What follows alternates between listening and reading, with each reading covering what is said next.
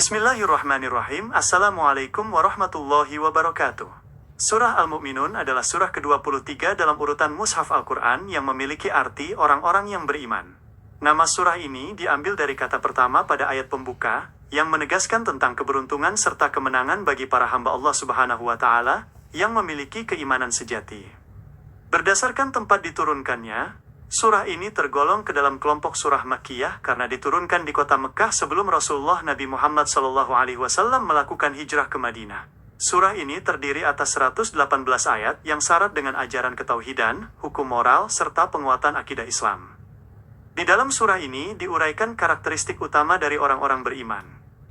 Allah Subhanahu wa Ta'ala menjelaskan bahwa kriteria mukmin sejati mencakup kekhusyukan dalam menunaikan sholat, menjaga diri dari perbuatan dan ucapan yang sia-sia, menunaikan zakat, serta memelihara kehormatan diri.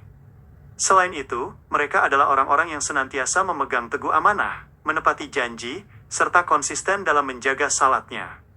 Sebagai balasan atas kepatuhan tersebut, Allah Subhanahu wa Ta'ala menjanjikan surga Firdaus sebagai tempat tinggal abadi bagi mereka.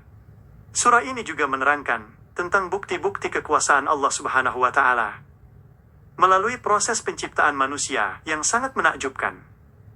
Surah Al-Mu'minun menggambarkan tahapan perkembangan manusia mulai dari saripati tanah, saripati mani yang disimpan di tempat yang kokoh, lalu menjadi segumpal darah, segumpal daging, pembentukan tulang belulang, hingga dibungkus dengan daging dan ditiupkan ruh.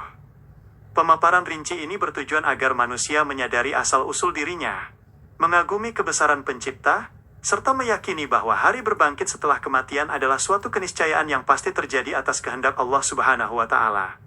Selain penciptaan manusia, ditegaskan pula kekuasaan Allah Subhanahu wa Ta'ala yang membentang di alam semesta sebagai fasilitas bagi kehidupan makhluknya. Dalam surah ini disebutkan penciptaan 7 buah langit di atas bumi, penurunan air hujan dengan kadar yang tepat untuk menyuburkan tanah, serta tumbuhnya kebun-kebun kurma dan anggur yang menghasilkan rezeki berlimpah. Allah Subhanahu wa Ta'ala juga menundukkan hewan-hewan ternak agar manusia dapat mengambil manfaat berupa minuman susu yang murni, bahan pakaian, serta sarana transportasi di darat maupun di lautan. Surah ini juga memuat kisah perjuangan para nabi dan rasul Allah Subhanahu wa Ta'ala dalam menegakkan kalimat tauhid di tengah umat masing-masing. Di antaranya adalah kisah Nabi Nuh alaihissalam yang diperintahkan membuat bahtera besar untuk menyelamatkan kaum beriman dari bencana banjir dahsyat. Diceritakan pula perjuangan Nabi Musa alaihissalam dan Nabi Harun alaihissalam saat menghadapi Fir'aun beserta para pembesarnya yang menyombongkan diri. Kisah-kisah ini diturunkan untuk menjadi teladan sekaligus penguat hati bagi Nabi Muhammad SAW dalam menghadapi penolakan kaum kafir Quraisy. Pembahasan kemudian menjelaskan tentang kesatuan ajaran yang dibawa oleh para nabi serta larangan untuk bercerai-berai dalam beragama. Allah Subhanahu wa Ta'ala memerintahkan para rasul untuk memakan makanan yang baik dan beramal soleh, karena seluruh nabi membawakan risalah tauhid yang sama dari zaman ke zaman. Namun, sebagian manusia memecah belah agama mereka menjadi beberapa golongan akibat kesombongan dan nafsu. Masing-masing kelompok merasa bangga dengan apa yang ada pada diri mereka, padahal kesenangan duniawi yang diberikan Allah Subhanahu wa Ta'ala bukanlah jaminan keberkahan jika tidak disertai dengan ketaatan. Selanjutnya, disoroti pula tentang penyesalan mendalam yang dialami oleh orang-orang kafir saat ajal menjemput mereka. Ketika kematian datang, mereka memohon kepada Allah Subhanahu wa Ta'ala agar dikembalikan ke dunia untuk mengerjakan amal soleh yang dahulu pernah mereka tinggalkan. Namun, permintaan tersebut ditolak karena berada di alam barzakh hingga hari kebangkitan kelak. Pada hari kiamat nanti, hubungan kekeluargaan tidak lagi memberi manfaat, dan setiap orang akan disibukkan dengan perhitungan amalnya masing-masing di hadapan Allah Subhanahu wa Ta'ala. Di samping itu, dikisahkan pula kondisi orang-orang yang merugi saat dihisab, karena dahulu suka memperolok-olok ayat-ayat Allah Subhanahu wa Ta'ala dan mengejek orang-orang beriman. Ketika mereka menyadari hukuman yang nyata, mereka mengakui kejahatan dan kejahilan diri mereka, namun pintu pengampunan telah tertutup rapat. Sebaliknya, orang-orang beriman yang dahulu bersabar dalam menghadapi ujian duniawi mendapat balasan kemenangan yang sangat besar. Kisah penyesalan ini menjadi peringatan keras bagi seluruh manusia agar tidak menyia-nyiakan waktu dan kesempatan hidup di dunia.